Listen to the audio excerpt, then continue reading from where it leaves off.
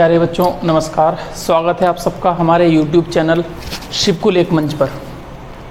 तो जो हमारी पुरानी क्लासेस थी उसमें हमने हिंदी की वर्णमाला और संधि में आपकी स्वर संधि के बारे में बात की थी, जिसमें हम दीर्घ, गुण, वृद्धि, यण और आयादी 5 संधियों के बारे में चर्चा कर चुके थे। अब हम अगला टॉपिक करेंगे, हम बात करेंगे हिंदी की उत्पत्ति की, कि हिंदी भाषा की उत्पत्ति कैसे हुई, कहाँ से हुई और कितनी कितनी भाषाएं आई और उसके बाद हमारी हिंदी आई है। तो चलिए खैर आज का टॉपिक शुरुआत करते हैं। हिंदी की उत्पत्ति एग्ज़ाम में की दृष्टि से आपका इम्पोर्टेंट क्वेश्चन आपका पोर्शन है। तो आज का जो हमारा टॉपिक होगा वो है हिंदी की उत्पत्ति।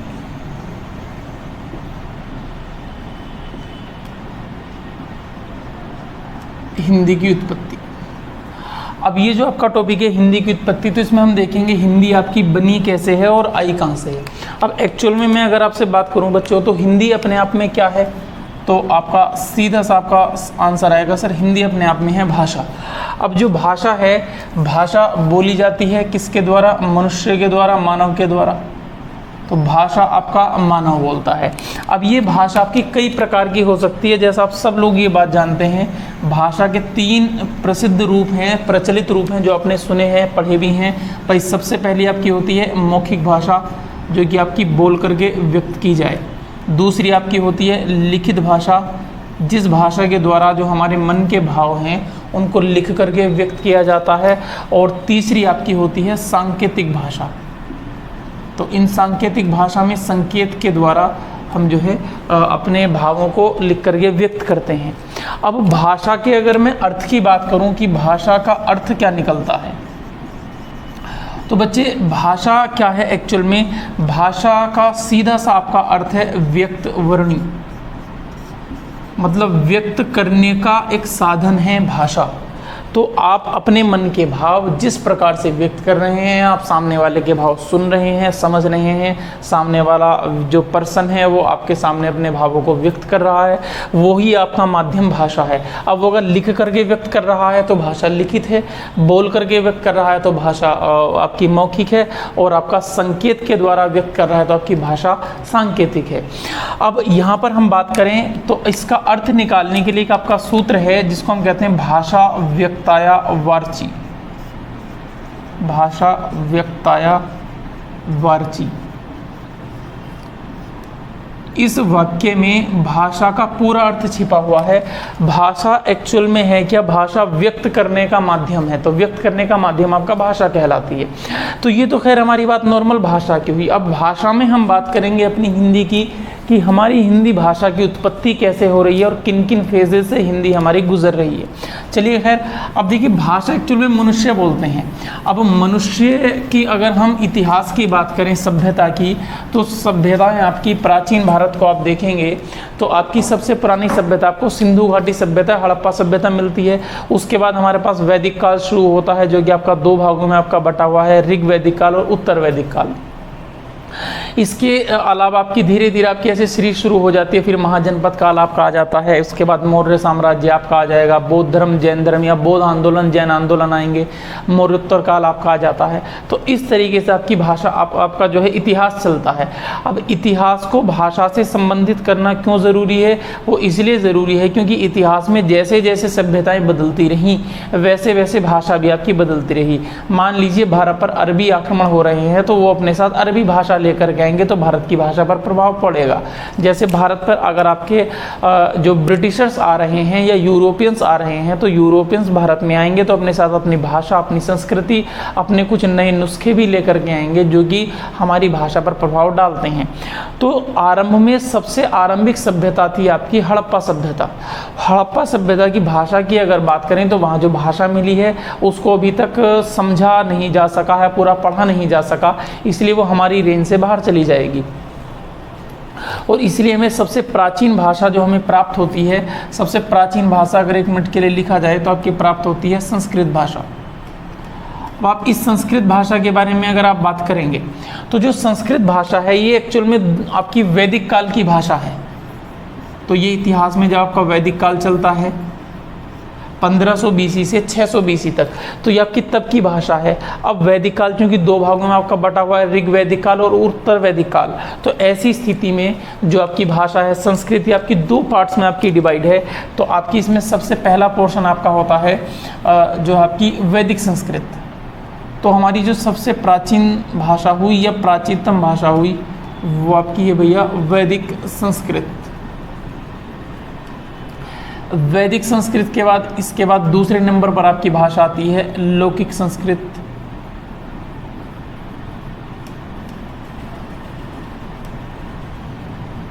अब देखिए आपकी भाषाएं कैसे कैसे आपकी आती हैं और क्यों चलेंगी आपकी, इनके बारे में हम चर्चा करेंगे। एक्चुअल में वैदिक संस्कृत आपका इसका समय क्या है, तो ये आपकी लगभग 1500 ईसा पूर्व से चलती है। ईसा के जन्म से 1500 साल पहले, 1500 ईसा पूर्व, इसको BC भी कहा जाता है, बिफोर क्राइस्ट, से आपकी चलती है और लगभग 1000 ईसा पूर्व तक आपकी भाषा रहती है। और ये आपकी कौन सी भाषा है, ये वैदिक संस्कृत है। और आपका अगर आप देखोगे तो आपका वैदिक काल का भी आपका जो है समय सीमा, वैदिक काल का टाइम पीरियड, उसकी समय सीमा भी यही है। लौकिक संस्कृत की अगर हम बात करते हैं तो ये 1000 BC से या 1000 ईसा पूर्व से आपकी चलती है 500 ईसा पूर्व तक। इसको इंग्लिश में BC कहा जाता है, बिफोर क्राइस्ट, ठीक है, ये आप ध्यान रखेंगे। BCE भी कहा जाता है, बिफोर कॉमन एरा। तो ये आपकी होगी वैदिक संस्कृत, ये आपकी होगी लौकिक संस्कृत। तो वैदिक संस्कृत इतिहास के कौन से पार्ट में चलती है अगर आप बात करोगे तो आपका वैदिक काल में चलती है। लौकिक संस्कृत आपकी चलती है उत्तर वैदिक काल में, ठीक, ये आपकी ऋग्वैदिक काल में है और ये आपकी उत्तर वैदिक काल में है। तो आपकी ये दो भाषाएं हो गई। अब जो आपकी वैदिक संस्कृत है इसका आपका एक नाम और है, इसको हम वैदिकी भी कहते हैं या छांदस भाषा भी कहते हैं। तो इसी भाषा को वैदिकी या छांदस कहा जाता है। तो आप इसके दो नाम ये ध्यान भी रख सकते हैं कि वैदिकी किस भाषा का नाम है, तो वैदिक संस्कृत का नाम है, ना कि संस्कृत का नाम। और छांदस किस भाषा का नाम है, तो ये भी आपकी इसी भाषा का नाम है। इसके बाद अब आपका इतिहास थोड़ा आगे बढ़ता है और ये आपके दोनों ब्राह्मणवादी व्यवस्था के काल हैं अगर आप इतिहास की दृष्टि से आप देखें। चलो खैर, इसके बाद अब हम देखेंगे जो वैदिक संस्कृत और लौकिक संस्कृत हैं ये आपकी प्राचीन भाषाएँ मानी जाती हैं और इसलिए इन भाषाओं को हम आपके कहते हैं प्राचीन भारतीय आर्य भाषा। ये प्राचीन भारतीय आर्य भाषाएं हैं दोनों।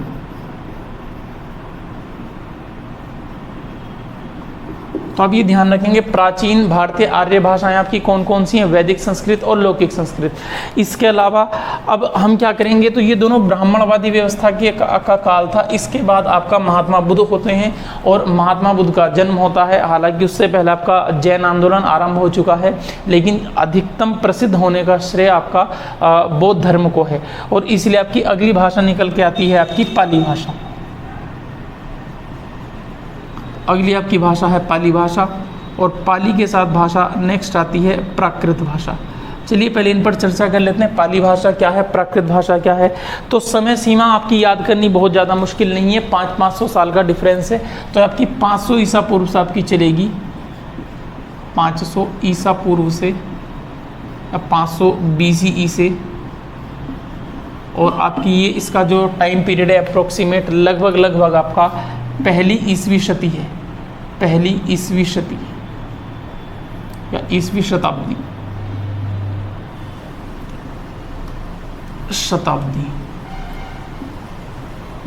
इस भाषा का क्या मतलब है, 500 ईसा पूर्व आपकी पहली ईसवी शती। इसका मतलब आपका ये है कि आपका इसको हम कहते हैं एडी, एनी डेमिनो, या फिर आपका आफ्टर डेथ। तो ये आप ध्यान रखें, आपका जो है 500 BC से फर्स्ट AD तक है, ये आपकी 1000 BC से 500 BC तक है और 1500 BC से 1000 BC तक है। तो ये आपकी हो गई पाली भाषा। अब पाली भाषा के बारे में अगर हम बात करना चाहें तो इसके बारे में आप 2-3 पॉइंट आप याद रख सकते हैं। सबसे पहली बात, जो आपकी पाली भाषा है ये आपकी बौद्ध धर्म से संबंधित है। सबसे मुख्य बात आपकी ये है, बौद्ध धर्म से संबंधित है। दूसरी बात है, महात्मा बुद्ध के जो आपके उपदेश हैं, महात्मा बुद्ध के उपदेश पाली भाषा में ही हैं। तो ये ध्यान रखेंगे। पाली का मतलब एक्चुअल में आपका पालने से है, तो जनता के पालन की भाषा आपकी पाली भाषा है। और पाली भाषा को भारत की प्रथम देश भाषा होने का श्रेय प्राप्त है। ये आपका सवाल यहाँ से इम्पोर्टेंट हो सकता है कि भारत की प्रथम देश भाषा आपकी कौन सी है? पाली। तो आपकी भारत की प्रथम देश भाषा भी है, भारत की प्रथम देश भाषा होने का गौरव भी आपका पाली को प्राप्त है। इसके अलावा पाली भाषा के अगर मैं बात करना चाहूँ तो आपके 3 व्याकरण ग्रंथ है। आपके कच्चायन व्याकरण है, मोगलयान व्याकरण है और आपका सद्यनीति व्याकरण है। तो इनके बारे में चर्चा तो खैर हम बाद में पढ़ेंगे, जब कभी आपकी नेट जेआरएफ से संबंधित आपकी एक वीडियो बनाई जाएगी जिसमें हम पाली भाषा का साहित्य, प्राकृत भाषा का साहित्य, वैदिक साहित्य, इन सब के बारे में चर्चा करेंगे। तो फिलहाल आप केवल यही ध्यान रखेंगे। अच्छा, इसके अलावा आपकी इसके बाद आपकी आएगी प्राकृत भाषा। तो ये आपकी प्राकृत भाषा है। प्राकृत भाषा की अगर मैं समय सीमा की बात करूं तो आपकी पहली ईसवी शताब्दी से, प्रथम ईसवी शताब्दी से 500 ईसवी शताब्दी तक आपकी चलेगी।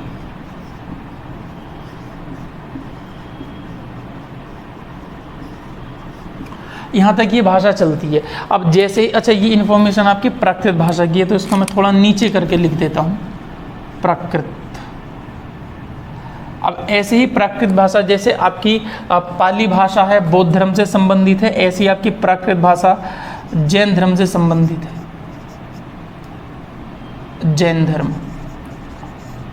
तो जैन धर्म का जो भी साहित्य लिखा गया या आपका जो जैन साहित्य है वो आपका अधिकांश प्राकृत भाषा में लिखा गया है।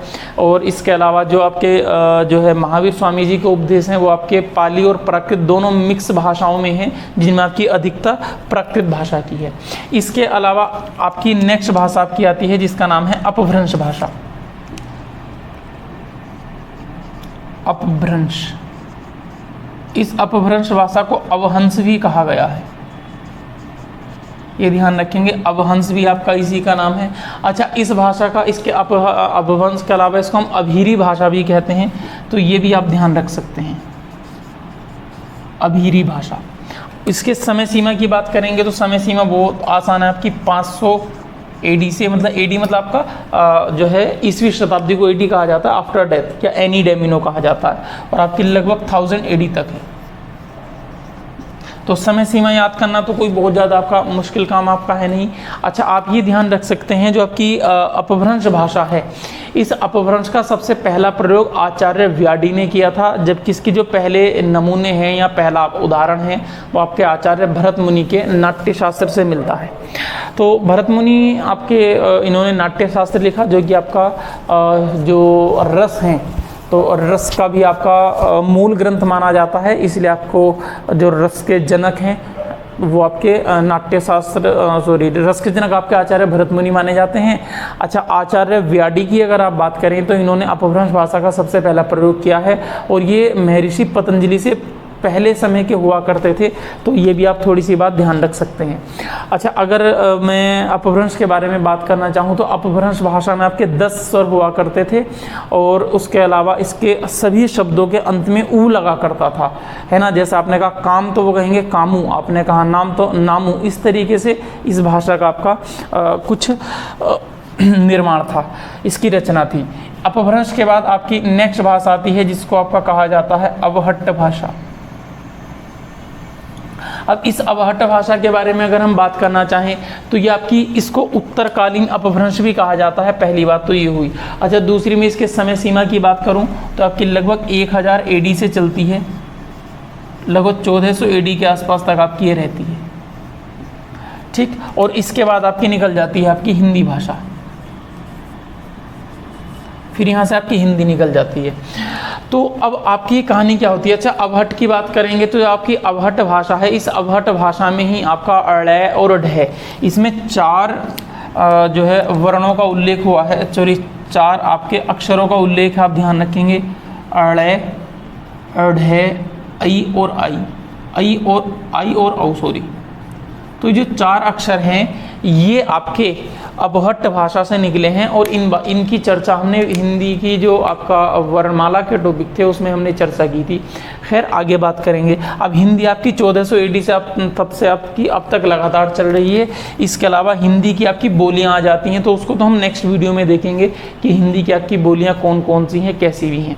अब ये जो आपकी हिंदी है, अब जरा आप ये ध्यान रखेंगे, अब आपकी जो पहली दो भाषाएं हैं वैदिक संस्कृत और लौकिक संस्कृत, ये आपकी प्राचीन भारतीय आर्य भाषाएं कहलाती हैं, जबकि पाली, प्राकृत, अपभ्रंश ये आपकी कहलाती हैं मध्यकालीन आर्य भाषाएं, मध्यकालीन भारतीय आर्य भाषाएं, भारतीय आर्य भाषाएं। अच्छा, इसके अलावा ये आपकी कहलाती हैं आधुनिक कालीन भारतीय आर्य भाषाएं।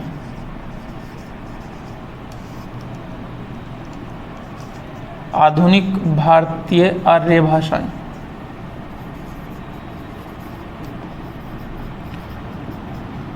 तो कभी कभी यहाँ से सवाल आपका आ जाता है कि अब हमसे पूछेंगे हिंदी की जननी भाषा कौन सी है, तो हिंदी की जननी आपकी संस्कृत मानी जाती है।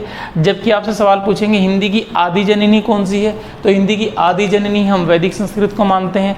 आपसे पूछा जाएगा हिंदी की आधुनिक जननी कौन सी है, तो वहाँ पर आपका उत्तर अपभ्रंश भी होता है और अवहट्ट भी होता है। अगर ऑप्शन में दोनों आते हैं तो आप आंसर अवहट्ट लगाते हैं, अन्यथा आपके पास जो भी एक ऑप्शन है आप वही आंसर लगाएंगे। तो ये हमारी थी हिंदी की उत्पत्ति कैसे कैसे हुई। अब इसके बाद जब आपकी अगली वीडियो बनेगी, अगली वीडियो में हम चर्चा करेंगे कि हिंदी की कितनी बोलियां हैं और कहाँ कहाँ की बोली जाती हैं।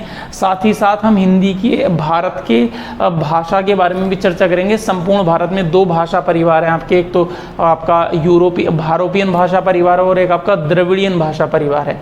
इसके बारे में चर्चा करेंगे। फिर हम देखेंगे जो आपका संविधान है, संविधान में हिंदी की कितनी बोलियों को आपकी मान्यता दी है, कितनी भाषाओं को मान्यता दी गई है, कौन से अनुच्छेद में क्या कहा गया है। तब तक के लिए आप इन जो है इस सब्जेक्ट को, आप इस टॉपिक को आप पढ़ते रहें आराम से। अगली वीडियो आपके साथ लेकर के जल्दी उपस्थित होंगे। तब तक के लिए आपका बहुत बहुत धन्यवाद वीडियो देखने के लिए, और आप लगातार पढ़ाई करते रहें। जल्दी से मिलते हैं अगली वीडियो के साथ। आपका बहुत बहुत धन्यवाद।